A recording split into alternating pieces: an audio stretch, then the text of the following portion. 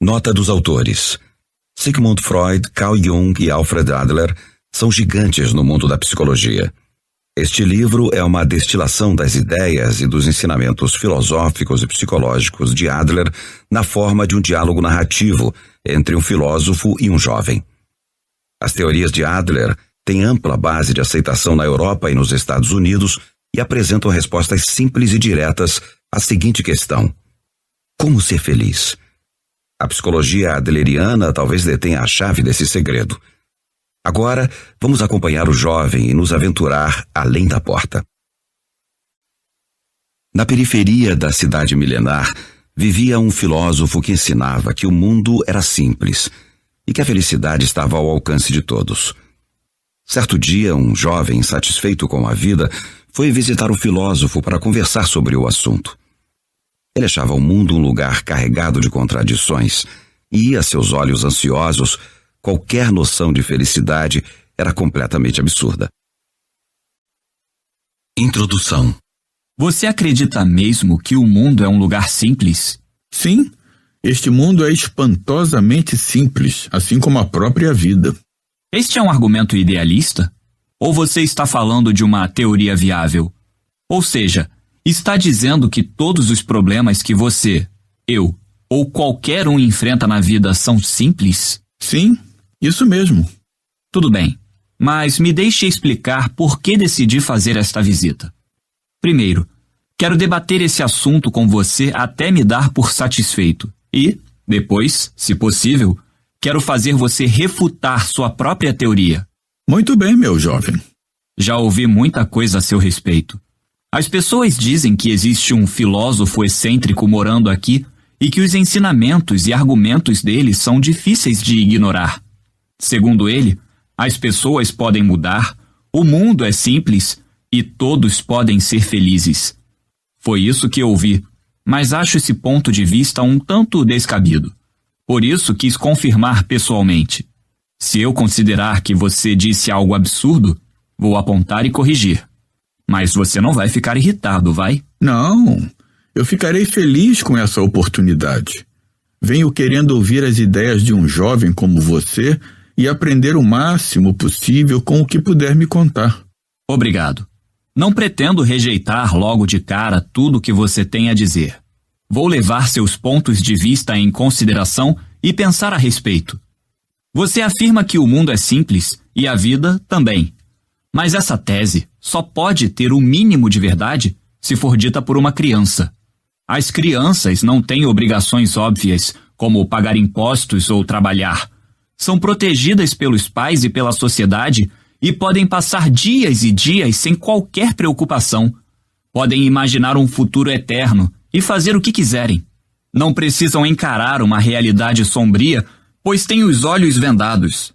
Então, para elas, o mundo deve mesmo ser simples. O problema é que, à medida que a criança amadurece e se torna adulta, o mundo revela sua verdadeira natureza. Em pouco tempo, ela vai descobrir como as coisas são de verdade. Sua opinião vai mudar e ela passará a ver apenas impossibilidades. Aquela visão romântica acaba sendo substituída pelo realismo cruel. Entendi. Interessante. E isso não é tudo. Quando crescer, a criança vai se envolver em relacionamentos complicados e receber todo tipo de responsabilidades. É assim que a vida será para ela no trabalho, em casa ou em qualquer papel que assumir na sociedade.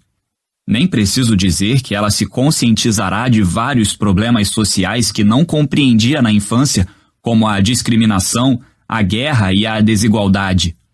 Quando se der conta dessas coisas, não será capaz de ignorá-las. Estou errado? Soa correto para mim. Por favor, continue.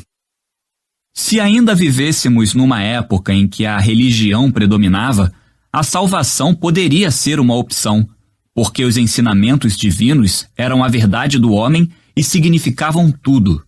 Só precisávamos obedecer aos ensinamentos e, consequentemente, tínhamos pouco em que pensar. Mas a religião perdeu o poder, e agora não existe mais uma crença real em Deus. Como não temos mais nada em que confiar, estamos cheios de ansiedade e dúvidas. Cada um vive por si. Assim é a sociedade de hoje. Por isso, considerando tudo o que eu disse e sabendo que somos controlados por essa realidade, por favor, me responda. Como você pode continuar afirmando que o mundo é simples? Não mudo nada do que eu disse. O mundo é simples e a vida também. Como assim? Qualquer um vê que o mundo é um caos, cheio de contradições. Mas isso não acontece porque o mundo é complicado. Acontece porque você está transformando o mundo em algo complicado. Estou? Não vivemos em um mundo objetivo, mas em um mundo subjetivo, ao qual damos sentido. O mundo que você vê é diferente daquele que eu vejo e impossível de compartilhar com qualquer pessoa. Como isso é possível? Você e eu estamos vivendo no mesmo país, na mesma época, e estamos vendo as mesmas coisas. Sim, mas preste atenção. Você já bebeu água que acabou de ser tirada do poço? Sim. Faz muito tempo, havia um poço na casa da minha avó, no interior. Eu lembro que gostava de beber aquela água fresquinha nos dias quentes de verão. Você já deve saber que a água do poço permanece praticamente o ano inteiro na mesma temperatura, 18 graus. Mas quando você bebe a água no verão, ela parece fresca. Já quando bebe a água no inverno, parece morna. Embora seja a mesma água aos mesmos 18 graus que marca o termômetro, sua sensação varia de acordo com a estação do ano. Isso é uma ilusão causada pela mudança da temperatura ambiente. Não é uma ilusão. Para você, naquele momento, o frescor ou o calor da água é um fato inegável. É isso que significa viver em um mundo subjetivo. A maneira como vemos as coisas é tudo. Nesse momento, o mundo lhe parece um caos, complicado e misterioso. Mas se você puder mudar seu modo de pensar, ele parecerá simples. Não se trata de como o mundo é, mas de como você é. Como eu sou? Imagino que para você é tão natural enxergar o mundo através de óculos de sol que tudo acaba parecendo escuro. Se é isso, em vez de lamentar a escuridão do mundo, você poderia tirar os óculos. Talvez o mundo pareça terrivelmente brilhante e você acabe fechando os olhos sem querer. Ou talvez queira colocar os óculos de volta. Mas será que consegue tirá-los para começo de conversa? Consegue olhar direto para o mundo sem filtro? Você tem essa coragem? Coragem? Sim, é uma questão de coragem. Tudo bem. Posso fazer um monte de ressalvas a isso, mas tenho a impressão de que é melhor deixar para depois. Por ora, prefiro confirmar. Você está sugerindo que as pessoas podem mudar, é isso? Se eu posso mudar, o mundo mudará e voltará a ser simples. Claro que as pessoas podem mudar e assim encontrar a felicidade. Todas as pessoas, sem exceção? Absolutamente nenhuma exceção. E todas podem encontrar a felicidade agora mesmo. A conversa está ficando interessante. Já tenho muitos questionamentos para fazer. Não vou fugir nem esconder nada. Vamos discutir tudo com calma. Então, você acredita que as pessoas não conseguem mudar? Exatamente. Na verdade, eu mesmo sofro por não conseguir mudar. E, ao mesmo tempo, você gostaria de conseguir? Claro. Se eu conseguisse mudar, se pudesse recomeçar minha vida, eu daria o braço a torcer e me ajoelharia aos seus pés com o maior prazer. Mas, no fim, talvez seja você quem acabe se ajoelhando diante de mim. Tudo bem. Nossa conversa vai ser ótima. Você me faz lembrar de mim mesmo na época de estudante, quando eu era um jovem audacioso em busca da verdade, percorrendo a cidade atrás de filósofos. Sim, estou à procura da verdade. A verdade sobre a vida. Nunca senti necessidade de ter discípulos, e nunca os tive. Porém, desde que me tornei um estudioso da filosofia grega e mais tarde entrei em contato com outra filosofia, sinto que, no fundo, venho esperando há muito tempo pela visita de um jovem como você. Outra filosofia? Qual? Bem, meu gabinete é logo ali. Entre. Será uma longa noite. Vou fazer um café. A primeira noite. Negue o trauma. O jovem entrou no gabinete do professor e sentou-se, relaxado, numa cadeira. Por que estava tão determinado a rejeitar as teorias do filósofo? Suas razões eram claras. Ele não tinha autoconfiança, situação que surgiu quando ainda era bem novo e foi se agravando devido aos sentimentos de inferioridade. Sentia vergonha de seu passado, de seu histórico acadêmico e de sua aparência física. Além de tudo, o jovem parecia incapaz de apreciar a felicidade alheia e vivia se lamentando. Para ele, as alegações do filósofo não passavam de fantasia. O terceiro gigante desconhecido. Agora há pouco você falou em outra filosofia, mas ouvi dizer que sua especialidade é a filosofia grega. Sim, a filosofia grega tem sido fundamental na minha vida desde a adolescência, sobretudo os grandes pensadores, Sócrates, Platão, Aristóteles. Atualmente estou traduzindo uma obra de Platão e espero passar o resto da vida estudando o pensamento grego clássico. Então, qual é a outra filosofia? É uma escola de psicologia criada pelo psiquiatra austríaco Alfred Adler no início do século XX. Costuma ser chamada de psicologia adleriana ou psicologia individual. Nunca imaginei que um especialista em filosofia grega se interessasse por psicologia. Não conheço bem os caminhos percorridos por outras escolas, mas posso afirmar que a psicologia adleriana está completamente alinhada com a filosofia grega e que é um vasto campo de estudo. Conheço um pouco da psicologia de Freud e Jung. É um campo fascinante. Sim, Freud e Jung são muito famosos. Adler foi um dos membros originais da Sociedade Psicanalítica de Viena, comandada por Freud. Suas ideias contrariavam as de Freud, por isso ele se separou do grupo e propôs uma psicologia individual, baseada em suas teorias originais. Então Adler foi discípulo de Freud? Não foi. Muita gente pensa isso, mas está errado. Precisamos desfazer essa ideia. Em primeiro lugar, Adler e Freud eram mais ou menos da mesma idade e estavam em pé de igualdade como pesquisadores. Quanto a isso, Adler foi bem diferente de Jung, que reverenciava Freud como uma figura paternal. Embora a psicologia costume ser associada apenas a Freud e Jung, Adler é reconhecido como um dos 3 gigantes nesse campo de estudos. Entendi. Eu deveria ter estudado mais a respeito dele. É natural que não tenha ouvido falar em Adler. Como ele mesmo disse, pode chegar o tempo em que ninguém lembrará meu nome. As pessoas podem até esquecer que nossa escola chegou a existir. Mas ele não se importava. Com isso, queria dizer que, se suas teorias fossem esquecidas, seria porque suas ideias haviam superado os limites da área de estudos e se tornado comuns, uma sensação compartilhada por todos.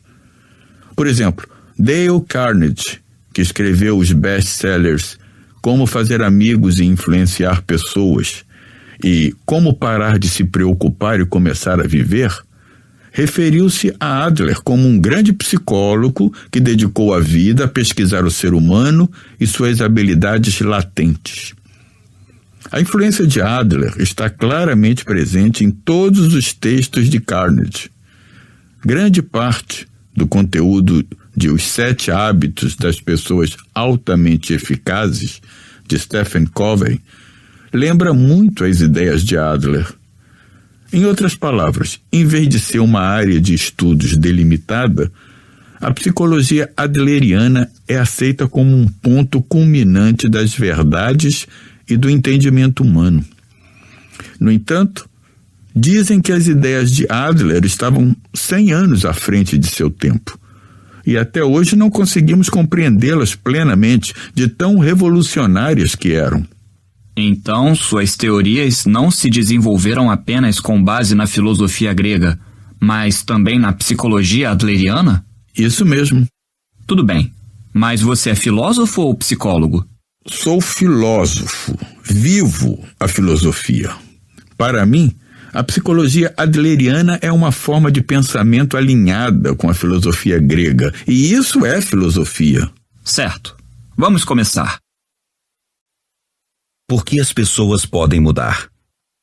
Primeiro, vamos separar os pontos de discussão. Você diz que as pessoas podem mudar. Depois dá um passo à frente e diz que todos podem alcançar a felicidade. Sim, todos, sem exceção. Vamos deixar a discussão sobre a felicidade para depois e falar primeiro sobre a mudança. Todos desejam poder mudar.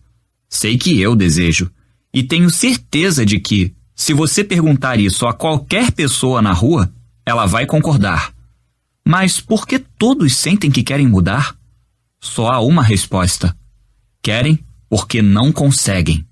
Se fosse fácil, não passariam tanto tempo desejando. É por isso que as pessoas são atraídas por religiões e cursos de autodesenvolvimento, mas não vemos ninguém dando conselhos práticos sobre como mudar. Estou errado? Vou responder com uma pergunta. Por que você está tão certo de que as pessoas não conseguem mudar? Vou explicar. Tenho um amigo que não sai do quarto há muitos anos. Ele tem vontade de sair e até acha que gostaria de ter um emprego. Portanto, ele quer mudar sua forma de ser. Digo isso como amigo dele. Garanto que é uma pessoa bem séria que poderia ser bastante útil à sociedade. Só que ele tem medo de sair do quarto. Se dá um único passo para fora, começa a ter palpitações e sente os braços e as pernas tremerem. Acho que é uma espécie de neurose ou pânico. Ele quer mudar, mas não consegue. Por que acha que ele não consegue sair? Não sei bem. Pode ser por causa do relacionamento com os pais ou porque sofreu bullying na escola. A partir daí pode ter desenvolvido um trauma. Mas também pode ser o inverso. Talvez ele tenha sido mimado demais na infância e não consiga encarar a realidade. Eu não sei e não posso bisbilhotar o passado ou a situação familiar dele. Então você está dizendo que acontecimentos do passado causaram um trauma ou algo parecido, e como resultado ele não consegue mais sair de casa. Claro. Antes de um efeito existe uma causa. Isso não é nenhum mistério. Então talvez a causa de ele não conseguir mais sair na rua esteja no ambiente doméstico durante a infância. Ele sofreu violência dos pais e chegou à vida adulta sem nunca sentir amor. Por isso tem medo de interagir com as pessoas e não consegue sair na rua. É possível, não? Sim, totalmente possível. Imagino que, para ele, seja um verdadeiro desafio. E aí você diz, antes de um efeito existe uma causa. Ou, em outras palavras, quem eu sou agora, o efeito, é determinado por ocorrências no passado, as causas. Estou entendendo certo? Está. Mas se o aqui e agora é produto de acontecimentos do passado, como você diz, a situação não seria estranha? Veja bem, todos os que foram vítimas de violência dos pais quando pequenos deveriam sofrer os mesmos efeitos que seu amigo e se tornar reclusos. Ou então sua ideia de que o passado determina o presente e de que as causas controlam os efeitos está furada. Aonde exatamente você quer chegar? Quando nos concentramos apenas nas causas do passado e tentamos explicar os fatos do presente com base na relação entre causa e efeito, o resultado é o que chamamos de determinismo. Se isso é verdade, nosso presente e nosso futuro são inalteráveis. Já foram decididos por acontecimentos do passado. Estou errado? Então, você está dizendo que o passado não importa? Sim. Esse é o ponto de vista da psicologia adleriana. Entendo. Agora, nossos pontos de conflito parecem um pouco mais claros. De acordo com a sua versão, Meu amigo não teria motivo para não conseguir sair de casa, porque os incidentes do passado não importam. Sinto muito, mas isso não faz sentido. Tem que haver algum motivo para a reclusão. Tem que existir alguma explicação. Mas não existe nenhuma explicação. Na psicologia adleriana, não pensamos em causas do passado, mas em metas do presente. Metas do presente? Você diz que seu amigo está inseguro, por isso não consegue sair na rua. Mas inverta o pensamento. Ele não quer sair. Por isso está criando um estado de ansiedade. Como assim? Reflita. Antes de tudo, seu amigo tinha a meta de não sair na rua. Por isso está criando um estado de ansiedade e medo, como meio de alcançar essa meta. Na psicologia adleriana, isso se chama teleologia. Isso é uma piada? Está dizendo que meu amigo está imaginando tudo isso? Como você tem a audácia de dizer que ele simplesmente finge estar doente? Ele não está fingindo. A ansiedade e o medo de seu amigo são reais. Às vezes, ele pode até sofrer de enxaqueca e cólicas estomacais violentas, mas esses também são sintomas que ele criou para alcançar a meta de não sair de casa. Isso não é verdade. De jeito nenhum. É um absurdo. Não. Esta é a diferença entre a etiologia, o estudo das causas, e a teleologia, o estudo do propósito de determinado fenômeno, em vez de suas causas. Tudo o que você me contou se baseia na etiologia. Enquanto permanecermos presos às supostas causas, não daremos nenhum passo à frente. O trauma não existe. Se você vai fazer afirmações tão radicais, vou querer uma explicação minuciosa.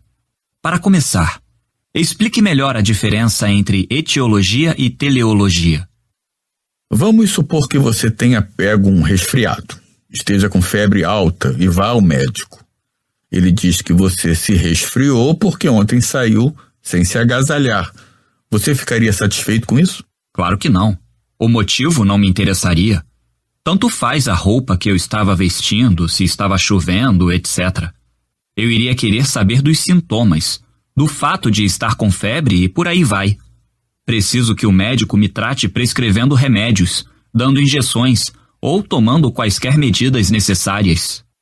Aqueles que assumem uma posição etiológica, inclusive muitos psicólogos e psiquiatras, argumentariam que você está sofrendo de algo que é resultado de tal e tal causa no passado, e acabariam consolando você dizendo: não é culpa sua. O argumento em torno dos chamados traumas é típico da etiologia. Espere aí. Você está negando a existência do trauma? Sim, estou. Totalmente. Como pode? Você, ou melhor, Adler, não é uma autoridade em psicologia? Na psicologia adleriana, o trauma é categoricamente negado. Este foi um ponto de vista novo e revolucionário para a época. É claro que a visão freudiana do trauma é fascinante. Segundo ela, as feridas psíquicas, traumas, causam a infelicidade. Enxergando a vida como uma narrativa, é fácil se deixar atrair pela noção de que há uma relação de causalidade facilmente compreensível e uma sensação de evolução dramática que cria fortes impressões. Mas Adler nega o trauma e afirma o seguinte: nenhuma experiência é, em si, a causa do nosso sucesso ou fracasso. Nós não sofremos do choque de nossas experiências, o chamado trauma, mas o transformamos em algo que atende aos nossos propósitos. Não somos determinados por nossas experiências, mas o sentido que damos a elas é autodeterminante. Nós transformamos a experiência em algo que atende aos nossos propósitos? Exato. Preste atenção no argumento de Adler aqui. Ele diz que o eu não é determinado por nossas experiências, mas pelo sentido que damos a elas. Ele não está dizendo que a experiência de uma terrível calamidade ou violência durante a infância ou outros incidentes do gênero não tem influência na formação da personalidade. Na verdade, a influência é forte, mas o importante é que nada é determinado de fato por essas influências. Somos nós que determinamos nossa vida de acordo com o sentido que damos às experiências passadas. Sua vida não é algo que alguém dá a você, mas algo que você próprio escolhe, e é você quem decide como viver. Então está dizendo que meu amigo se trancou no quarto porque optou por viver dessa forma? Isso é uma loucura. Acredite, não é isso que ele quer. No mínimo, é algo que ele foi forçado a escolher devido às circunstâncias. Ele não teve opção além de se tornar quem é agora. Não. Mesmo que seu amigo realmente pense, não consigo me encaixar na sociedade porque sofri violência dos meus pais, ainda é porque a meta dele é pensar assim. Que tipo de meta é essa? A meta imediata seria provavelmente a de não sair na rua. Ele está criando a ansiedade e o medo para ficar em casa. Mas por que ele não quer sair na rua? Essa é a questão. Bem, pense na situação do ponto de vista dos pais. Como você se sentiria se seu filho ficasse trancado no quarto? Eu me preocuparia, é claro. Iria querer ajudá-lo a voltar à sociedade. Iria querer que melhorasse e me perguntaria se o criei de forma errada. Faria de tudo para ajudá-lo a voltar à vida normal. É aí que está o problema. Onde? Se eu fico no quarto o tempo todo, meus pais vão se preocupar. Com isso, consigo atrair a atenção deles. Os dois vão ficar extremamente cautelosos comigo e sempre me tratarão com todo o cuidado. Por outro lado, se eu ponho o pé fora de casa, passo a fazer parte da multidão anônima, a qual ninguém presta atenção. Estarei cercado de gente que não conheço e acabarei sendo uma pessoa comum. E ninguém mais terá cuidados especiais comigo. Histórias de indivíduos reclusos são bastante comuns. Nesse caso, seguindo sua linha de raciocínio, meu amigo atingiu sua meta e está satisfeito com a situação atual? Duvido que esteja satisfeito e tenho certeza de que não está feliz. Mas não resta dúvida de que está agindo de acordo com sua meta. Não é só seu amigo que faz isso. Cada um de nós está vivendo de acordo com alguma meta. É o que diz a teleologia. Impossível. Sua afirmação é completamente inaceitável. Veja bem, meu amigo... Escuta, essa discussão não vai levar a lugar nenhum se ficarmos conversando apenas sobre seu amigo. Vai virar um julgamento à revelia e isso seria inútil. Vamos pegar outro exemplo. Que tal uma história sobre algo que me aconteceu ontem? Nesse caso, sou todo ouvidos. As pessoas criam a própria raiva. Ontem à tarde, eu estava lendo um livro numa cafeteria e um garçom passou por mim e derramou café na minha jaqueta. Eu tinha acabado de comprá-la. Não consegui evitar. Perdi a cabeça e berrei com ele. Não sou o tipo de pessoa que fala alto em locais públicos, mas naquele momento todos ali ouviram meus gritos, porque tive um acesso de raiva e não sabia o que estava fazendo. O que acha? Em algum lugar desta situação existe uma meta envolvida? Qualquer que seja seu ponto de vista, meu comportamento não foi gerado por uma causa? Você foi levado pela emoção e acabou perdendo a cabeça. Embora costume ser gentil, não resistiu e sentiu raiva. Você não conseguiu se controlar. É isso que está dizendo? Aconteceu de uma hora para outra. As palavras simplesmente jorraram da minha boca antes que eu tivesse tempo de pensar.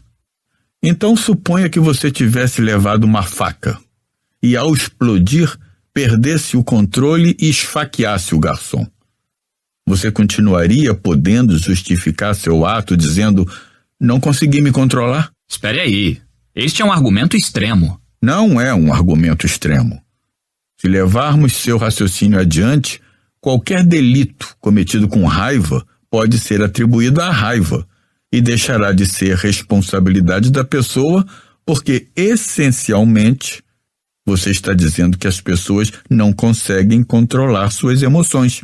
Como você explica a minha raiva, então? É fácil. Você não teve um acesso de raiva e depois começou a berrar. Simplesmente ficou zangado para poder berrar. Em outras palavras, para alcançar a meta de gritar, você criou a emoção da raiva. Como assim? A meta de berrar nasceu antes de qualquer outra coisa.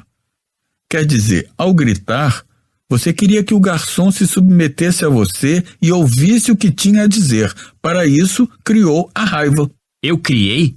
Você está de brincadeira. Então por que elevou a voz? Eu já disse, perdi o controle. Fiquei muito chateado. Não. Você poderia ter esclarecido as coisas sem elevar a voz, e o garçom provavelmente pediria desculpas sinceras, limparia sua jaqueta com um pano limpo e tomaria as providências necessárias. Em algum ponto da sua mente, você estava prevendo que ele poderia fazer isso, mas mesmo assim berrou. O procedimento de explicar os fatos de maneira racional pareceu muito trabalhoso, então você tentou se livrar dele e fazer aquela pessoa que não opôs nenhuma resistência se submeter a você. A ferramenta que usou para isso foi a raiva. Negativo. Você não me engana. Então eu criei a raiva para ele se submeter a mim? Eu juro que nem por um segundo sequer parei para pensar numa coisa dessas.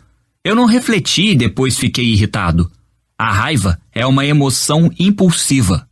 Tem razão. A raiva é uma emoção instantânea. Mas agora escute a história que vou lhe contar. Certo dia, mãe e filha estavam discutindo aos berros. De repente o telefone tocou. A mãe pegou o fone às pressas e, com a voz ainda carregada de raiva, disparou: "Alô?" Do outro lado da linha estava o professor do colégio da filha. Assim que a mãe percebeu, mudou a maneira de falar e ficou bem educada. Nos 5 minutos seguintes, conduziu a conversa com o melhor tom de voz possível. Quando desligou, sua expressão mudou imediatamente e ela voltou a gritar com a filha. Bem, não é uma história tão incomum. Percebeu? Em suma, a raiva é uma ferramenta que pode ser empregada na medida do necessário. Pode ser posta de lado no momento em que o telefone toca e reutilizada depois que a pessoa desliga. A mãe não está berrando com uma raiva incontrolável, apenas usando a raiva para dominar a filha, falando mais alto e assim impor suas opiniões. Então a raiva é um meio de alcançar uma meta? É o que diz a teleologia. Ah, entendi. Sob essa máscara gentil, você é um nihilista. Não importa se estamos falando da raiva ou do meu amigo recluso. Todas as suas observações estão carregadas de desconfiança em relação ao ser humano. Como viver sem ser controlado pelo passado? Em que sentido estou sendo nihilista? Pense bem. Você está simplesmente negando a emoção humana, dizendo que as emoções nada mais são que ferramentas, simples meios para alcançar metas. Mas, se você nega a emoção, está sustentando uma visão que tenta negar nossa humanidade também. Porque nossa emoção e o fato de sermos dominados por todos os tipos de sentimentos são o que nos torna humanos. Se negamos as emoções, nos reduziremos a simples máquinas em versões inferiores. Se isso não é niilismo, o que é? Eu não estou negando que a emoção exista. Todos nós temos emoções, ninguém pode negar. Mas, se você me diz que as pessoas são incapazes de resistir ao apelo delas, eu contesto. A psicologia adleriana é uma filosofia diametralmente oposta ao niilismo. Nesse sentido, embora ela mostre que as pessoas não são controladas pelas emoções, também mostra que não somos controlados pelo passado. Quer dizer que as pessoas não são controladas nem pela emoção nem pelo passado? Vamos inventar um personagem cujos pais se divorciaram no passado. Isso é algo tão objetivo quanto a água do poço que está sempre a 18 graus, certo? Mas esse divórcio parece frio ou quente? Ora, isso é uma questão subjetiva do agora que independe do que possa ter acontecido no passado. É o sentido atribuído ao fato que determina como será o presente de alguém. Então a questão não é o que aconteceu, mas como foi resolvido. Exato. Não podemos retornar ao passado em uma máquina do tempo. Não podemos voltar os ponteiros do relógio. Se você se fixar na etiologia, permanecerá preso no passado e nunca conseguirá encontrar a felicidade. Concordo que não podemos mudar o passado. E exatamente por isso a vida é tão difícil. A vida não é apenas difícil. Se o passado determinasse tudo, não seríamos capazes de dar passos significativos. Qual seria o resultado? Um tipo de niilismo e pessimismo que mata qualquer esperança no mundo e faz desistir da vida. A etiologia freudiana, tipificada pelo argumento do trauma, é uma forma diferente de determinismo e é o caminho para o niilismo. Você vai aceitar valores como esses? Não quero aceitar, mas o passado é tão poderoso. Pense nas possibilidades. Se você supõe que as pessoas são capazes de mudar, um conjunto de valores baseados na etiologia se torna insustentável e você é compelido a assumir a teleologia como algo normal. Então devemos sempre partir da premissa de que as pessoas são capazes de mudar? Claro. E por favor, entenda, é a etiologia freudiana que nega o livre-arbítrio e trata os humanos como máquinas. O jovem parou e examinou o gabinete do filósofo. Estantes do chão ao teto cobriam as paredes, e numa mesinha de madeira havia uma caneta tinteiro e o que parecia ser um manuscrito ainda não finalizado. As pessoas não são impelidas por causa do passado, mas avançam para cumprir metas que elas próprias fixam. Esta era a alegação do filósofo. A teleologia que ele defendia derrubava as bases da psicologia fundamentada na causalidade, e o jovem considerou a ideia inaceitável. Assim, a partir de qual ponto de vista deveria começar a argumentar? Ele respirou fundo. Sócrates e Adler. Tudo bem. Deixe eu lhe contar uma história de outro amigo meu, que vou chamar de Y. Ele tem uma personalidade marcante e conversa facilmente com qualquer um. Todos o adoram e as pessoas sorriem quando ele está por perto. Já eu sou meio esquisito e sempre tive dificuldade nas interações sociais. Você afirma que, pela teleologia de Adler, as pessoas podem mudar, certo? Sim, qualquer um pode mudar. Então acha que posso me tornar alguém como Y? Do fundo do coração, eu gostaria de poder ser como ele. Devo dizer que isso está fora de questão. Ahá! Agora você está mostrando sua verdadeira posição. Vai desmentir sua teoria? Não, não vou.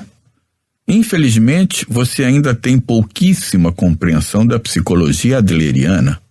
O primeiro passo para a mudança é o conhecimento. Então, se eu conseguir entender um pouquinho que seja a respeito do pensamento de Adler, vou poder me tornar uma pessoa como Y? Por que essa pressa para obter as respostas? Você deveria chegar a elas por si mesmo e não depender do que pode obter de outra pessoa.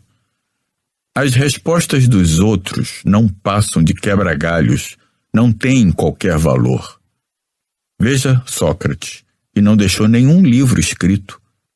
Ele passou a vida em debates públicos com os cidadãos de Atenas, especialmente os jovens, e foi seu discípulo, Platão, quem organizou sua filosofia em textos para gerações futuras. Adler também mostrou pouco interesse pelas atividades literárias, preferindo manter diálogos pessoais nos cafés de Viena e pequenos grupos de discussão. Sem dúvida, não foi um intelectual de gabinete. Então, tanto Sócrates como Adler transmitiram suas ideias por meio de diálogos? Isso mesmo. Todas as suas dúvidas serão dissipadas durante a nossa conversa e você começará a mudar. Não por causa das minhas palavras, mas por vontade própria. Não quero privá-lo do valioso processo de chegar às respostas pelo diálogo. Você está querendo dizer que vamos tentar reproduzir o tipo de diálogo utilizado por Sócrates e Adler? Não está bom para você?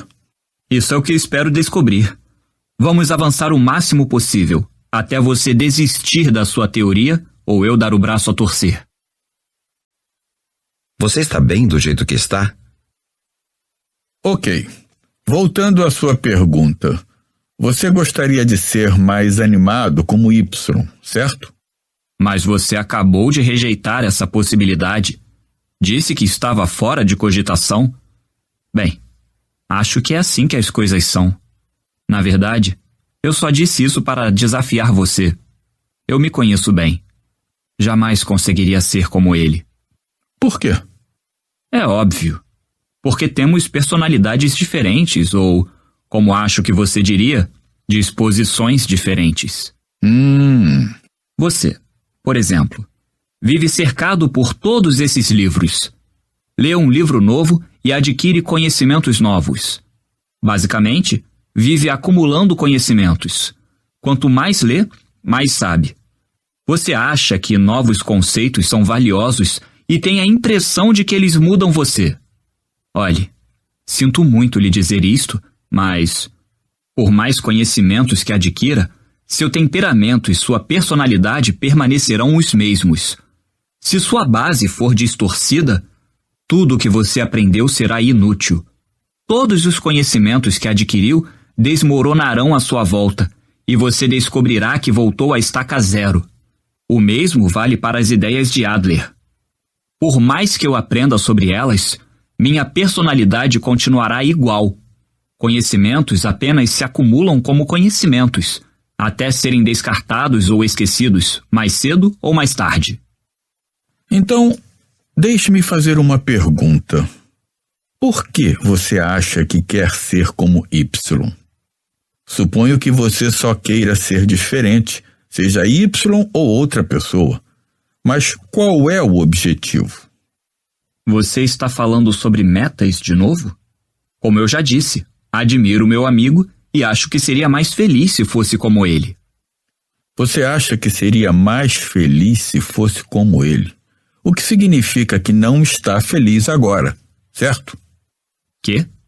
Neste exato momento, você é incapaz de se sentir feliz de verdade.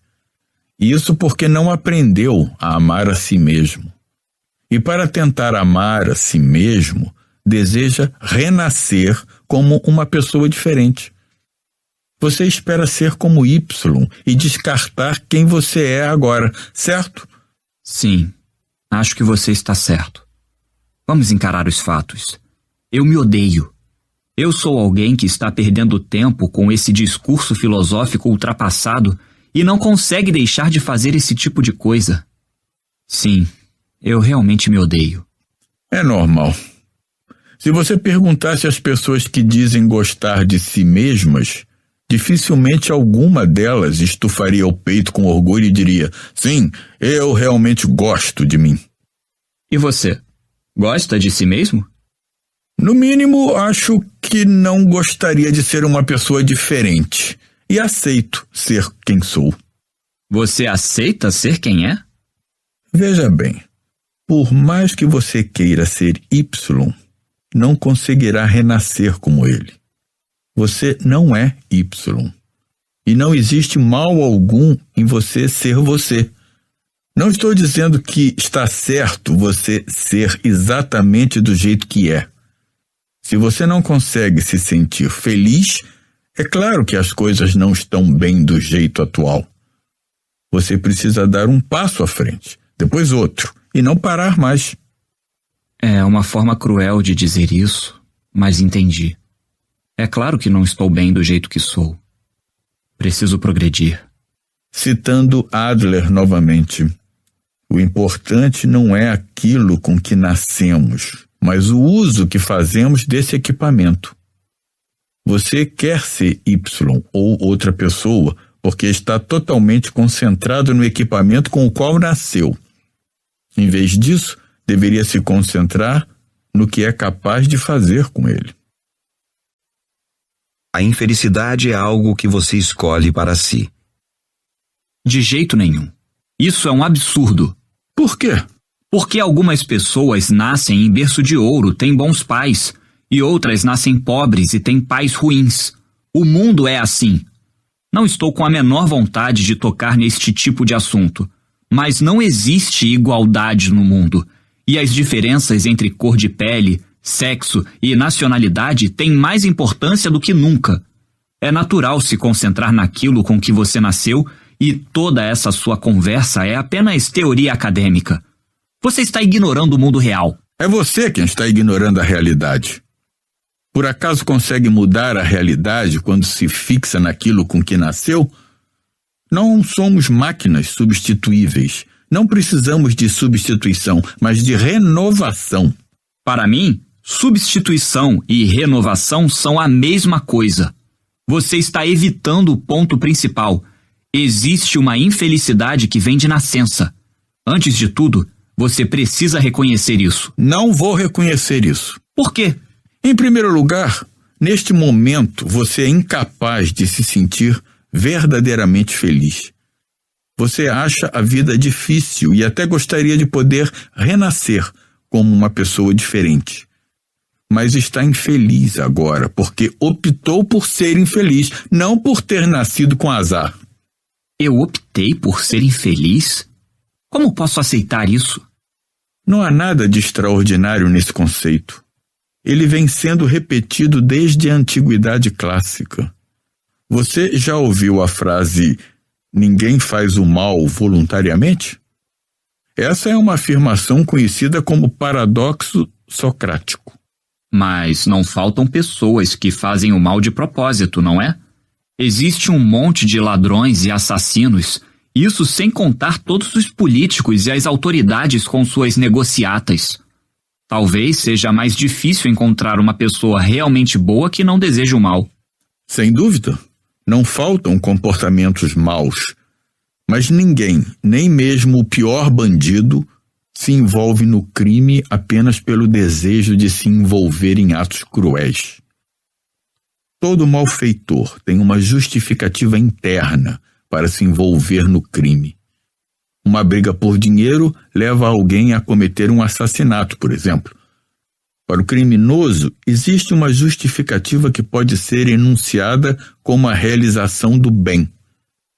Claro que, nesse caso, não se trata do bem no sentido moral, mas do bem no sentido de ser benéfico para a própria pessoa. Benéfico para a própria pessoa? A palavra grega que designa bem, ágaton, não tem significado moral. Significa apenas benéfico.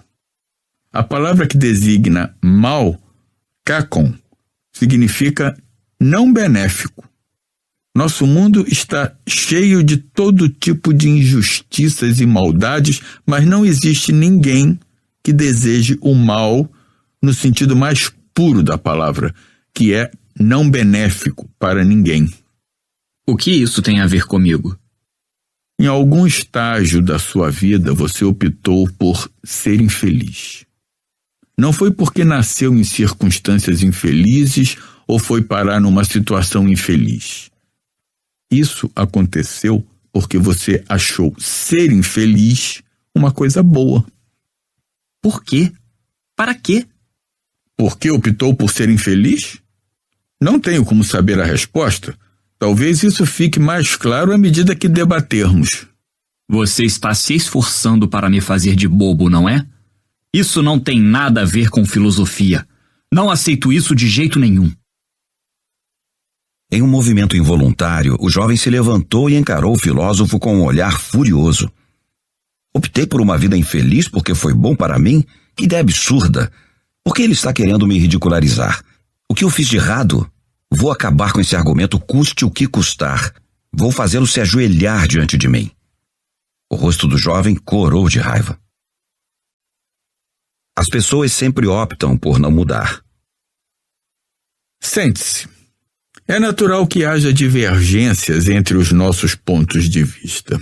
Agora, deixe-me dar uma explicação simples sobre como a psicologia adleriana entende o ser humano.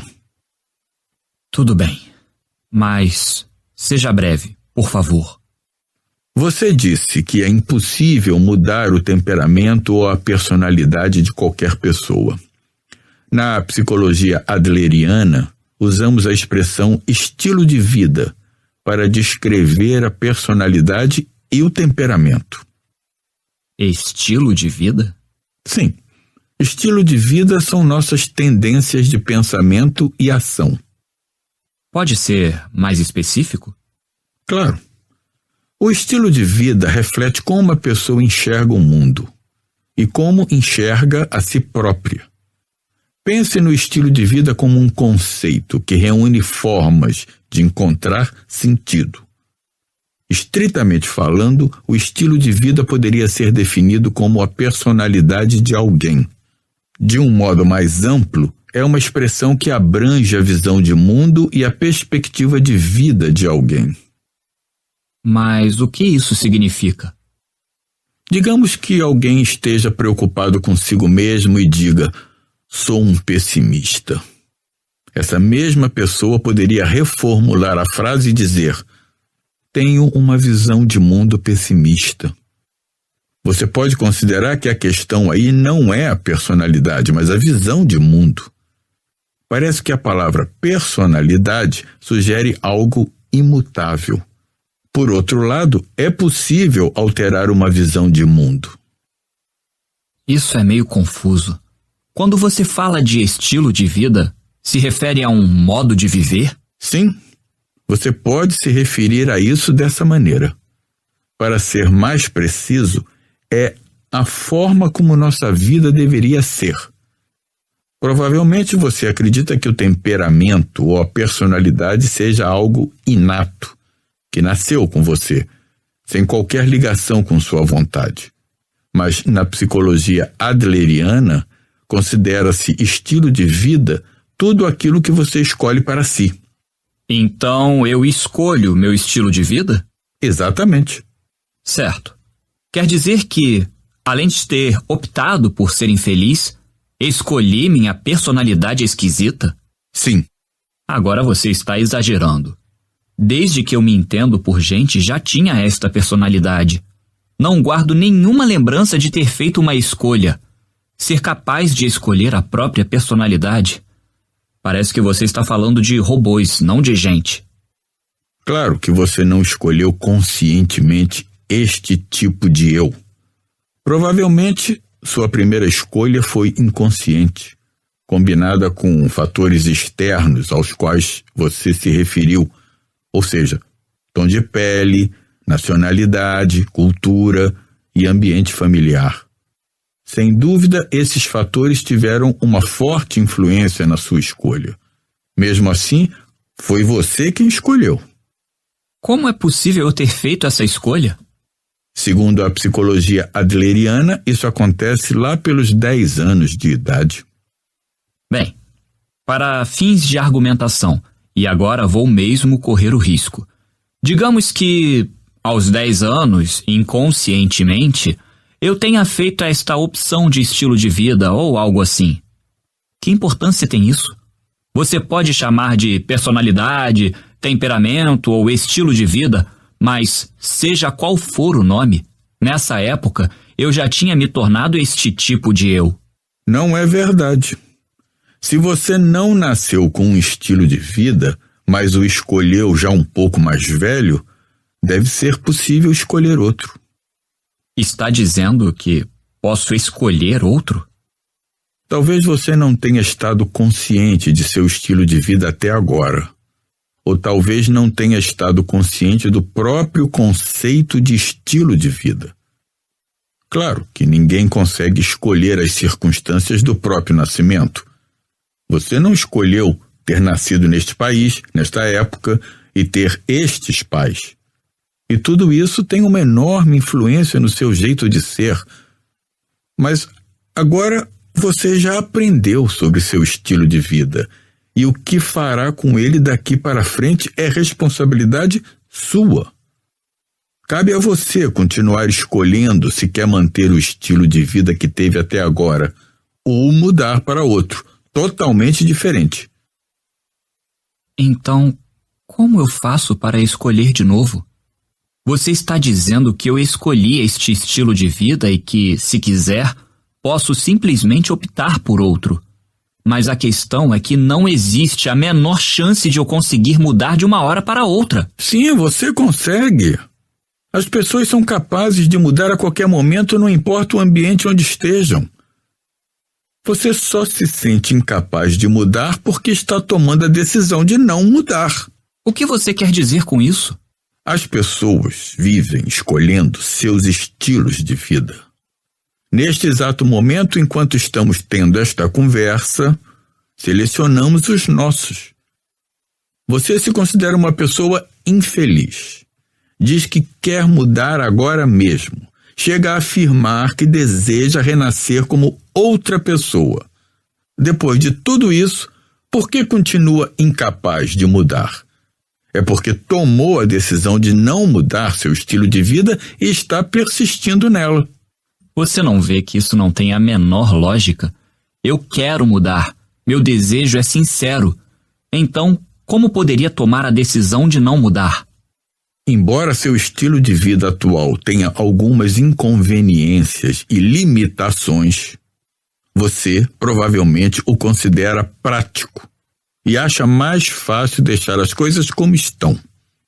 Na inércia, pode usar sua experiência para reagir de maneira correta aos eventos à medida que ocorrem e prever os resultados de suas ações. É como dirigir seu carro velho, com o qual está familiarizado. Ele pode chacoalhar um pouco, mas dá para conviver com isso e guiá-lo sem dificuldade. Por outro lado, quando alguém escolhe um novo estilo de vida, não é capaz de prever o que pode acontecer com seu novo eu. Nem tem qualquer ideia de como lidar com os eventos que surgirão. Fica difícil prever o futuro, e sua vida será carregada de ansiedade. Talvez até passe a ser mais dolorosa e infeliz. Resumindo, as pessoas têm queixas e mais queixas, porém é mais fácil e mais seguro continuarem do jeito que estão, mesmo que se sintam insatisfeitas. Então você está dizendo que as pessoas querem mudar, mas têm medo da mudança? Quando tentamos mudar de estilo de vida, colocamos nossa coragem à prova. A mudança gera ansiedade e a inércia causa desapontamento. Tenho certeza de que você preferiu a segunda opção. Espere. Por que você usou a palavra coragem? A psicologia adleriana é uma psicologia da coragem. Sua infelicidade não pode ser atribuída ao seu passado ou ao ambiente atual. Podemos dizer que lhe falta coragem de ser feliz. Sua vida é decidida aqui e agora. Coragem de ser feliz? Precisa de mais explicações? Agora tudo está ainda mais confuso. Primeiro, você me diz que o mundo é um lugar simples, que só parece complicado por minha causa e que minha visão subjetiva é a responsável por isso. E mais, afirma que a vida só parece complicada porque eu a complico, e tudo isso torna difícil que eu viva feliz. Aí você diz que, em oposição à etiologia freudiana, é preciso adotar a visão da teleologia, que diz que não devemos procurar causas no passado e que devemos negar o trauma. Você diz que as pessoas agem para alcançar determinada meta em vez de serem criaturas movidas por causas que têm raízes no passado, certo? Certo. Além disso, Como principal premissa da teleologia, você diz que as pessoas são capazes de mudar e escolhem seus estilos de vida a todo momento. Certo. Então sou incapaz de mudar porque vivo tomando a decisão de não mudar. Não tenho coragem suficiente para escolher um novo estilo de vida. Em outras palavras, não tenho coragem para ser feliz e por isso sou infeliz. Entendi algo errado? Não, tudo certo. Tudo bem. Nesse caso, minha pergunta é: que providências práticas devo tomar? De que preciso para mudar minha vida? Você ainda não explicou isso. Tem razão. O que você deve fazer agora é tomar a decisão de interromper seu estilo de vida atual. Por exemplo, você disse: se eu pudesse ser como Y, seria feliz. Enquanto viver assim, nos domínios da possibilidade de se tal e tal acontecessem, você nunca será capaz de mudar. Porque dizer, se eu pudesse ser como Y, é uma desculpa que você dá a si mesmo por não mudar. Uma desculpa por não mudar? Sim. Tenho um jovem amigo que sonha se tornar escritor, mas parece que nunca consegue completar seu livro. Segundo ele, seu emprego o deixa muito ocupado e ele não acha tempo para escrever o romance, completar a obra e inscrevê-la em concursos literários. Mas será que esta é a verdadeira razão? Não. Na verdade, ele quer deixar em aberto a possibilidade do posso fazer se tentar e continuar sem se comprometer com nada. Não quer expor sua obra à crítica e, com certeza, não deseja encarar a realidade de que talvez produza um texto de baixa qualidade e precise enfrentar a rejeição. Ele quer viver dentro do domínio das possibilidades, tendo a oportunidade de dizer que poderia terminar o livro se sobrasse um tempinho, ou que poderia escrever se tivesse as condições apropriadas, e que tem talento de sobra para isso. Daqui a mais 5 ou 10 anos, provavelmente vai começar a usar outras desculpas, como não tenho mais idade para isso, ou agora eu preciso cuidar da minha família. Entendo perfeitamente como ele deve se sentir. Ele deveria simplesmente terminar o romance, inscrevê-lo num concurso e, se for rejeitado, tudo bem. Caso isso acontecesse, poderia melhorá-lo ou descobrir que deveria tentar algo diferente. Em ambos os casos, poderia ir em frente. Nisso consiste mudar seu estilo de vida atual. Se ele nunca submeter o original, não chegará a lugar nenhum. Mas, ao fazer isso, talvez seu sonho seja arruinado. Bem, tenho minhas dúvidas. Imagino que a vida de alguém não seja nada boa se ela precisa cumprir tarefas simples, coisas que deveriam ser feitas, mas vive inventando motivos para não conseguir realizá-las, não acha? No caso do meu amigo que sonha se tornar romancista, é claramente o eu que está complicando a vida, dificultando uma existência feliz. Mas isso é cruel. Sua filosofia é dura demais. De fato, é um remédio amargo. Concordo. Mas, se você mudar seu estilo de vida, o modo de dar sentido ao mundo e a si mesmo, tanto sua maneira de interagir com o mundo quanto seu comportamento terão que mudar. Não se esqueça deste fato. É preciso mudar. Você, do jeito que é, precisa escolher seu estilo de vida. Pode parecer difícil, mas é realmente bem simples. Para você, o trauma é algo que não existe, e o ambiente ao nosso redor também não tem a menor importância. Tudo não passa de obstáculos, e minha infelicidade é culpa minha, certo? Começo a sentir que estou sendo criticado por tudo que já fui e fiz. Não, você não está sendo criticado. Pelo contrário, segundo a teleologia de Adler, o que aconteceu em sua vida até este ponto não tem importância. e não deve afetá-la daqui para frente. É você, vivendo no aqui e agora, quem determina a sua vida. Minha vida é determinada neste exato momento? Sim, porque o passado não existe. Tudo bem. Olhe, não concordo 100% com suas teorias. Encontrei muitos pontos que não me convencem e que eu refutaria. Ao mesmo tempo, suas teorias valem um exame adicional, e estou muito interessado em aprender mais sobre a psicologia adleriana. Acho que já ouvi o suficiente esta noite, mas espero que não se importe que eu volte semana que vem. Parece que minha cabeça vai explodir se eu não fizer uma pausa. Tenho certeza de que você precisa de um tempo sozinho para refletir sobre o assunto. Estou sempre aqui, portanto, pode me visitar quando quiser. Gostei de hoje. Obrigado. Vamos conversar de novo. Ótimo. Uma última coisa, se me permite. Nossa discussão foi longa e ficou bastante intensa, e acho que falei de um jeito meio rude. Peço desculpas. Não se preocupe com isso. Você deveria ler os diálogos de Platão. O comportamento e a linguagem dos discípulos de Sócrates são surpreendentemente soltos. É assim que um diálogo deve ser. A segunda noite. Todos os problemas têm base nos relacionamentos interpessoais. O jovem cumpriu com a palavra. Exatamente uma semana depois, retornou ao gabinete do filósofo. Para falar a verdade, apenas 2 ou 3 dias após a primeira visita, já queria voltar correndo. Ele havia refletido sobre o assunto e suas dúvidas tinham se transformado em 2 certezas.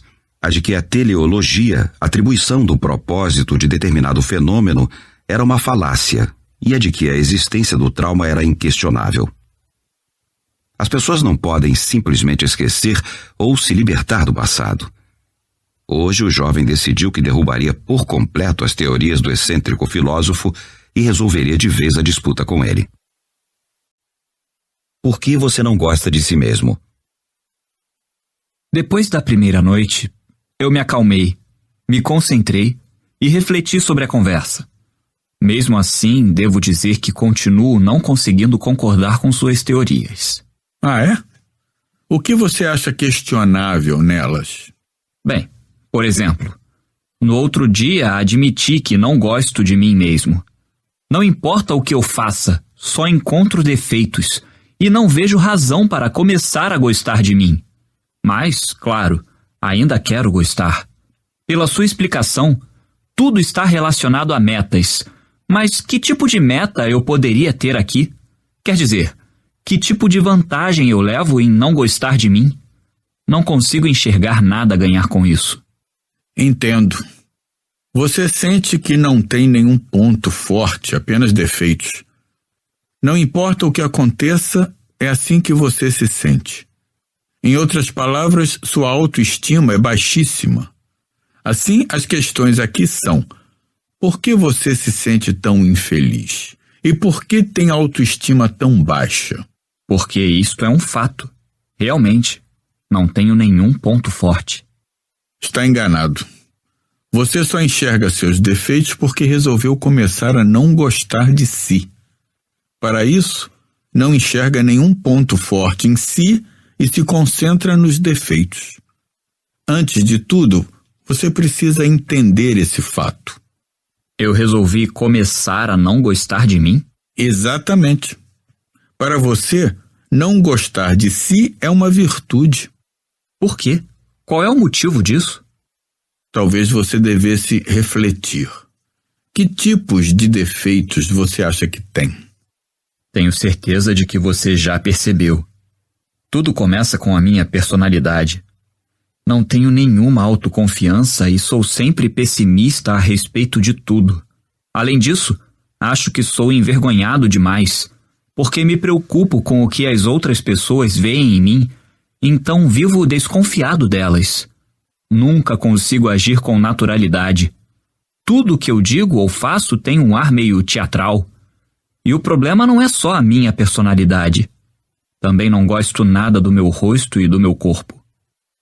Quando lista seus defeitos, como você se sente? Nossa, é horrível. Claro que eu me sinto péssimo. Tenho certeza de que ninguém gostaria de se envolver com um cara tão esquisito quanto eu. Se houvesse alguém tão infeliz e incômodo assim na minha vizinhança, eu também manteria a distância. Entendo. Bem, isso resolve o problema. Como assim? Se eu me basear no seu exemplo, talvez você não compreenda. Portanto, vou tentar outro. Uso esse gabinete para sessões de orientação psicológica simples. Anos atrás, uma estudante entrou e se sentou na mesma cadeira onde você está sentado agora. Ela me relatou o problema. Tinha medo de ficar com as bochechas coradas. Me contou que sempre corava quando falava em público e que fazia de tudo para evitar esse constrangimento. Então perguntei: bem, se você conseguir curar isso, o que vai querer fazer depois? Ela me respondeu que gostava de um homem em segredo, mas não estava pronta para se expor. Caso se curasse do medo de corar, confessaria o desejo de ficar com ele. Parece o típico problema para o qual uma estudante procuraria orientação. Para ela confessar o que sente, primeiro precisa acabar com esse problema. Mas será que essa é a história completa? Tenho uma opinião diferente. Por que ela começou a ter esse medo de corar? E por que não melhorava? A resposta é que ela precisava desse sintoma. Como assim? Ela estava pedindo que você a curasse, não estava? Na sua opinião, qual era o maior medo da jovem? Aquilo que mais queria evitar? Era a rejeição do homem, claro. A possibilidade de que o amor não correspondido negasse tudo a ela. A própria existência e a possibilidade do eu. Isso é muito comum no amor adolescente não correspondido. Por outro lado, enquanto ela tiver medo de corar, pode continuar pensando: não posso ficar com ele porque tenho medo de corar. Talvez ela jamais crie coragem de confessar os sentimentos e mesmo assim esteja convencida de que ele a rejeitaria. Além de tudo, ela pode ter a expectativa de que, se meu medo de corar melhorasse, eu poderia... Certo. Então ela criou o medo de corar como desculpa para sua incapacidade de confessar seus sentimentos. Ou talvez como uma espécie de seguro para quando ele a rejeitasse. Sim, você também pode enxergar dessa maneira. Esta, de fato, é uma interpretação interessante. Mas, se fosse verdadeira, não haveria como ajudá-la, certo? Como ela precisa do medo de corar e ao mesmo tempo sofre por isso, seus problemas não teriam fim. Bem, o que eu disse a ela foi: é fácil acabar com esse medo de corar. Ela perguntou: é mesmo? Eu prossegui: mas eu não vou fazer isso. Ela insistiu: por quê? Expliquei: é graças ao seu medo que você consegue aceitar sua insatisfação consigo mesma, com o mundo ao seu redor e com uma vida que não está indo bem. É graças ao seu medo de corar que você suporta os problemas causados por esse mesmo medo de corar. Ela perguntou: como isso é possível? Eu respondi: se eu curasse seu medo e sua situação não mudasse em nada, o que você faria? Provavelmente voltaria aqui e diria: devolva meu medo. E isso estaria além das minhas possibilidades. A história dela é bastante comum. Estudantes que se preparam para as provas pensam: se eu passar, minha vida será maravilhosa. Trabalhadores pensam: se eu for transferido, tudo se resolverá. Mas, em muitos casos, mesmo quando esses desejos se realizam, a situação dessas pessoas não muda em nada. É verdade. Se um paciente aparece pedindo a cura para seu medo de corar, o orientador não deve curar os sintomas. Do contrário, a cura tenderá a ser ainda mais difícil. Essa é a postura da psicologia adleriana diante desse tipo de situação. Então, o que você faz especificamente? Pergunta o que preocupa o paciente e deixa como está? A estudante não tinha autoconfiança. Morria de medo de ser rejeitada caso confessasse seu amor. E se isso acontecesse, ela perderia ainda mais a autoconfiança e ficaria magoada. Por isso criou o sintoma do medo de corar. O que posso fazer é conseguir, primeiro, que a pessoa aceite a si mesma agora, e depois, qualquer que seja o resultado, que adquira a coragem de seguir em frente. Na psicologia adleriana, esse tipo de abordagem é chamado de encorajamento. Encorajamento? Sim. Quando avançarmos um pouco mais na conversa, vou lhe explicar o que é isso. Ainda não estamos no momento certo. Tudo bem. Por ora, vou manter a palavra encorajamento em mente. Então, o que aconteceu com ela? Pelo que eu soube, um dia ela saiu com um grupo de amigos e o homem foi. No fim das contas, foi ele quem confessou o desejo de ficar com ela. Claro que depois ela nunca mais voltou aqui. Não sei o que aconteceu com o medo. Provavelmente ela deixou de precisar dele. Sim, certamente o medo se tornou inútil. Pois é. Agora, com base na história da estudante, vamos refletir sobre os seus problemas. Você disse que só enxerga defeitos em si e que provavelmente nunca irá gostar de si mesmo. E também disse: tenho certeza de que ninguém gostaria de se envolver com um cara tão esquisito quanto eu, não foi? É claro que você já entendeu. Mas por que não gosta de si mesmo? Por que se concentra nos seus defeitos? E por que decidiu começar a não gostar de si? É porque você tem um medo exagerado de que os outros o rejeitem e de se magoar nos relacionamentos interpessoais. Como assim? Como a jovem com medo de corar, que temia ser rejeitada pelo homem, você teme ser rejeitado por outras pessoas, ser tratado com desdém, ser repelido e acabar tendo feridas emocionais profundas. Você pensa que, em vez de se envolver nessas situações, seria melhor simplesmente não se relacionar com ninguém. Em outras palavras, sua meta é não se magoar nos relacionamentos. E como atingir essa meta? A resposta é fácil. Simplesmente descubra seus defeitos. Comece a se detestar e torne-se alguém que não entra em relacionamentos interpessoais. Desse jeito, caso consiga se fechar em sua própria concha, não precisará interagir com ninguém e terá até uma justificativa preparada sempre que sofrer uma rejeição, a de que você é rejeitado por causa dos seus defeitos, e que, se a situação fosse diferente, também poderia ser amado. Agora você me deu uma bronca. Não seja evasivo. Para você, ser do jeito que é, com todos esses defeitos, é uma virtude preciosa. Em outras palavras, algo benéfico. Ai, essa doeu. Que sádico. Você é diabólico. Tudo bem. É verdade. Eu tenho medo. Não quero acabar me ferindo nos relacionamentos interpessoais. Tenho pavor de ser rejeitado por ser quem sou. É difícil admitir, mas você está certo. Admitir é uma boa atitude. Mas lembre-se, é praticamente impossível não se magoar nos relacionamentos. Quando você entra em um relacionamento, é inevitável que isso aconteça num grau maior ou menor. Adler diz: para se livrar dos problemas, tudo que se pode fazer é viver isolado no universo. Mas isso é impossível.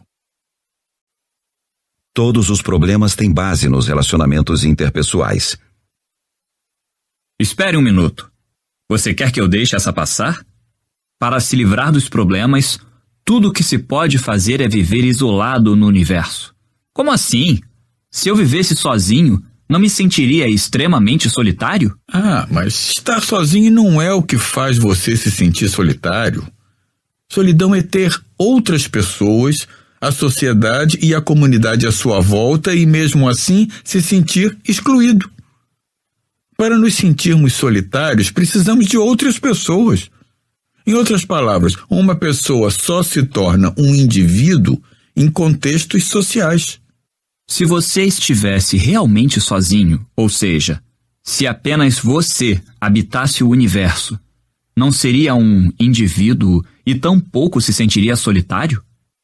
Imagino que o próprio conceito de solidão nem sequer viria à tona. Você não precisaria da linguagem e tampouco haveria necessidade da lógica e do senso comum. Mas isso é impossível. Mesmo que você vivesse numa ilha deserta, pensaria em alguém do outro lado do oceano. Mesmo que dormisse sozinho, você se esforçaria para ouvir o som da respiração de alguém. Enquanto houvesse alguém em algum lugar, você seria atormentado pela solidão. Mas, desse jeito, você poderia parafrasear sua ideia da seguinte forma: se alguém pudesse viver sozinho no universo, seus problemas acabariam. Certo? Em teoria, sim. Adler diz que todos os problemas têm base nos relacionamentos interpessoais. Pode repetir? Podemos repetir quantas vezes você quiser. Todos os problemas têm base nos relacionamentos interpessoais. Este é um conceito que vai à raiz da psicologia adleriana. Se todos os relacionamentos desaparecessem no mundo, ou seja, se alguém estivesse sozinho no universo e o resto da humanidade tivesse desaparecido, todos os tipos de problemas desapareceriam. Mentira! Isso não passa de uma falácia acadêmica. Claro que não conseguimos viver sem relacionamentos interpessoais. A existência de um ser humano em sua essência pressupõe a de outros seres humanos. Em princípio, viver completamente separado dos outros é impossível. Como você mesmo disse, a premissa de que alguém pode viver sozinho no universo é infundada. Não é disso que estou falando. É óbvio que os relacionamentos interpessoais provavelmente são um grande problema. Reconheço isso. Mas dizer que tudo se reduz a problemas de relacionamento é uma posição extremista. O que você me diz sobre o medo de ser excluído dos relacionamentos e as situações em que o indivíduo tortura a si mesmo? São problemas direcionados para si próprio. Você nega todos eles? Não há preocupação completamente definida pelo indivíduo. A chamada preocupação interna não existe. Qualquer que seja a preocupação, as sombras de outras pessoas estão sempre presentes. Mas, mesmo assim, você é um filósofo. O ser humano tem problemas mais relevantes, maiores do que questões de relacionamentos interpessoais. O que é felicidade? O que é liberdade? Qual é o sentido da vida? Não são estes os temas que os filósofos vêm investigando desde a Grécia Antiga? E então você diz, e daí? E os relacionamentos são tudo? Isso me parece meio prosaico. Difícil acreditar que um filósofo diria essas coisas. Bem, então parece que preciso explicar de uma forma mais concreta. Sim, por favor. Se você me diz que é filósofo, então precisa me explicar as coisas de verdade. Do contrário, nada disso faz o menor sentido. Você teve tanto medo dos relacionamentos interpessoais que passou a se detestar. Você começou a se odiar para evitar os relacionamentos. Essas afirmações abalaram o jovem até a alma. As palavras tinham uma verdade inegável que parecia dilacerar seu coração. Mesmo assim, ele precisava encontrar uma refutação clara à afirmação de que todos os problemas que as pessoas vivem têm base nos relacionamentos. Adler estava banalizando os problemas. Os problemas não são tão triviais assim. Sentimentos de inferioridade são pressupostos subjetivos. Bem, vamos analisar os relacionamentos interpessoais de uma perspectiva um pouco diferente. Você está familiarizado com a expressão sentimento de inferioridade? Que pergunta boba.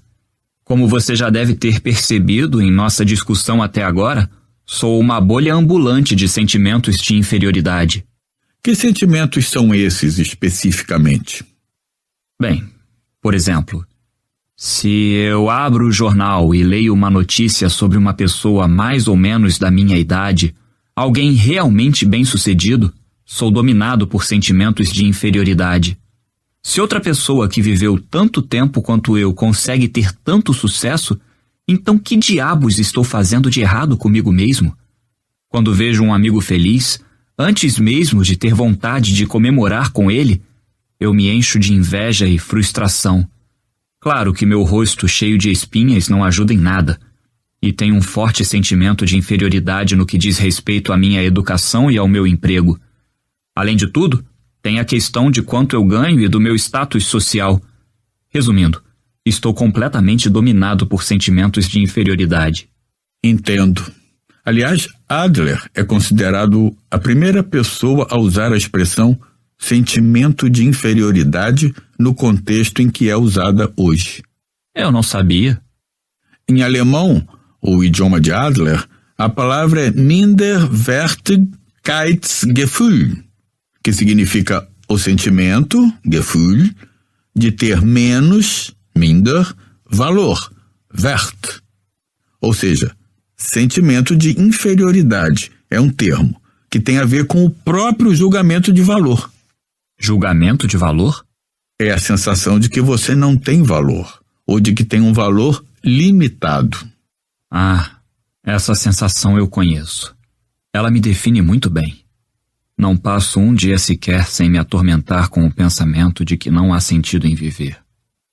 Bem, então vejamos meus sentimentos de inferioridade. Quando você veio me ver pela primeira vez, qual foi a sua impressão das minhas características físicas? Bem. Não precisa se conter, seja direto. Tudo bem. Achei você menor do que eu havia imaginado. Obrigado. Eu tenho 1,55 m. Pelo que sei, Adler tinha a mesma altura.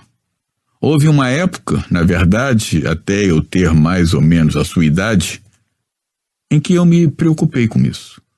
Eu tinha certeza de que as coisas seriam diferentes se eu tivesse uma altura normal, ou fosse 20 centímetros mais alto, ou mesmo apenas 10 centímetros. Era como se uma vida mais agradável estivesse esperando por mim. Quando eu tinha esses sentimentos, eu conversava com um amigo e ele afirmava que eu estava falando um monte de besteira e simplesmente me ignorava. Isso é horrível. Que amigo. Ele também dizia: o que você faria se ficasse mais alto? Veja bem, você tem o dom de fazer as pessoas relaxarem. Um homem grande e forte pode acabar intimidando as pessoas. Já com alguém pequeno como eu, as pessoas perdem o medo. Isso me fez perceber que ser baixinho era algo desejável, tanto para mim como para aqueles à minha volta. Em outras palavras, houve uma transformação de valores. Não me preocupo mais com minha altura. Tudo bem, mas isso... Espera até eu concluir. O importante aqui é que minha altura, 1,55 m, não era inferior. Não era inferior? Na verdade, não me faltava nada. E eu não a considerava inferior. Claro que 1,55 m é abaixo da altura média, e esse é um número objetivamente medido. À primeira vista pode parecer inferior, mas as verdadeiras perguntas são: que tipo de significado eu atribuo a essa altura? Que tipo de valor eu dou? Como assim? Meus sentimentos sobre minha altura eram todos sentimentos de inferioridade subjetivos, que nasciam inteiramente da comparação com os outros. Ou seja, de meus relacionamentos interpessoais. Porque se não houvesse ninguém com quem me comparar, eu não teria oportunidade de pensar que era baixo. Nesse momento, você também está sofrendo de diversos sentimentos de inferioridade. Mas, por favor, entenda que não se trata de uma inferioridade objetiva. mas de um sentimento subjetivo. Mesmo quando o assunto é altura, tudo é subjetivo. Em outras palavras, os sentimentos de inferioridade são interpretações subjetivas em vez de fatos objetivos? Exatamente. Se eu enxergo a situação do ponto de vista do meu amigo, que diz que deixa as pessoas relaxadas e não intimidadas, minha altura pode se tornar um ponto forte. Claro que esta é uma interpretação subjetiva, e você pode até dizer que é um pressuposto arbitrário, mas existe um aspecto positivo na subjetividade. Ela permite a você fazer sua escolha. Exatamente por eu entregar a questão à subjetividade, a opção de encarar minha altura como uma vantagem ou desvantagem fica aberta para mim. Esse é o argumento de que você pode escolher um novo estilo de vida, lembra? É isso aí. Não podemos alterar fatos objetivos, mas interpretações subjetivas podem ser mudadas à vontade. E a verdade é que habitamos um mundo subjetivo.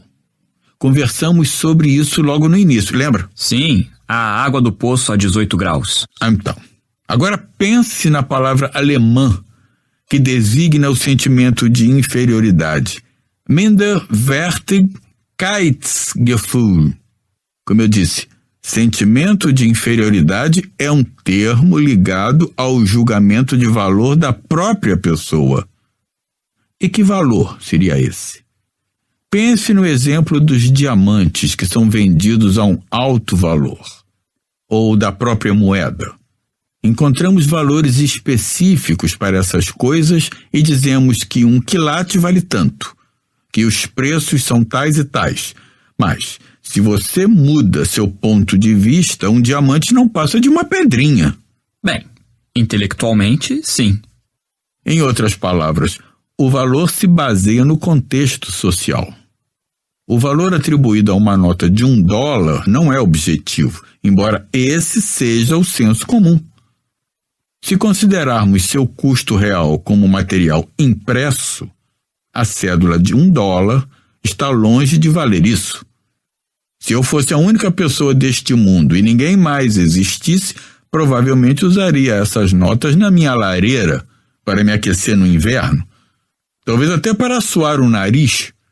Seguindo essa mesma lógica, não deveria existir nenhum motivo para eu me preocupar com a minha altura. Se você fosse a única pessoa do mundo e ninguém mais existisse? Sim. O problema do valor acaba nos levando de volta aos relacionamentos interpessoais. Então, isso tem a ver com a sua afirmação de que todos os problemas têm base nos relacionamentos interpessoais? Sim, correto.